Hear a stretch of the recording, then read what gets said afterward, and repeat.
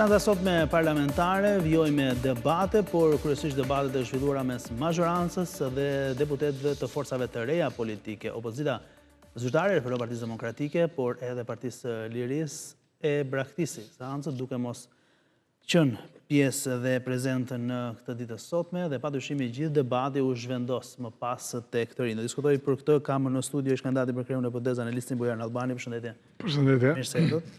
Dhe shtu kam në komunikim të drejt për drejt, avokatin Alban Duraj, e cilin e përshëndes. Duraj, përshëndetje. Faleminderit, përshëndetje. Faleminderit për kohën. Faleminderit gjithashtu, në vajmë për nisë me ju duke patur edhe në program, duket që të paktën në atë mision që ka opozita për të përballur me majoranca dhe për ngritur zërin për shqetësimin e qytetarëve, pak në seancë parlamentare mungon. Është zgjedhje që i vlen? Si gjithmonë, hileja e opozitës ka qenë kështu. Atje ku e shikon pisk, ikën. Edhe këtë radhe ka parë problemin shumë të ndërlikuar që nuk i jep dot përgjigje, edhe ka bërë bojkotin. Kjo s'na çudit. Përpos para disa viteve që bën blokad, gjasme bën blokad, por ajo ishte zgjidhja më e mirë atyre sepse i dha krah Edi Ramës që të përpilonte i vetëm bashkë me mazhorancën të gjitha ligjet të cilat do të kërkonin debatet jashtëzakonshme.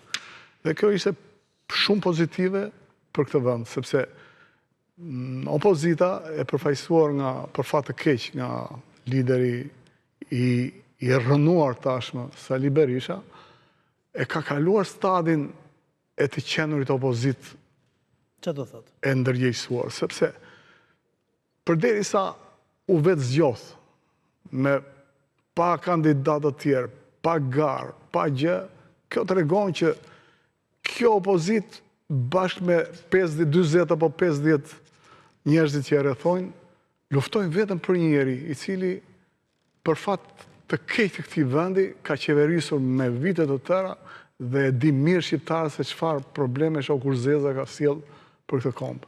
Duke filluar që nga 90-ta, që nga 97-ta, të gjitha shkatrimet që la pasuri sistemi komunist, e të gjitha deri më sot ku prevolon vetëm uni i këtij plaku të rrjedhur i cili nuk sjell gjë tjetër përveç se anarshi dhe duke qenë kështu, ka si synim që vetëm në opozitë le të ri, ai është i rregulluar me opozitën, është në rregull me të gjitha, njeri se ngacmon, ku polën rreth vetes e ka në listat e mbyllura, 40 hajdutët e tij bëjnë fresk, kështu që është në rregull ai. Kështu që gjithçka tek ai dhe tek forca e tij politike është regresive dhe si pasojë nuk ka çfarë sjell më në parlament kjo opozit. Kështu që më mirë për populli mos të vej. Argumenti i tyre është që kur të shqyrtohen problematikat e protestuesve, pra shqetësimin që protestuesit e kanë ngritur, sipas asaj çka kanë deklaruar. Këti digjet shpirti për protestuesit. Kur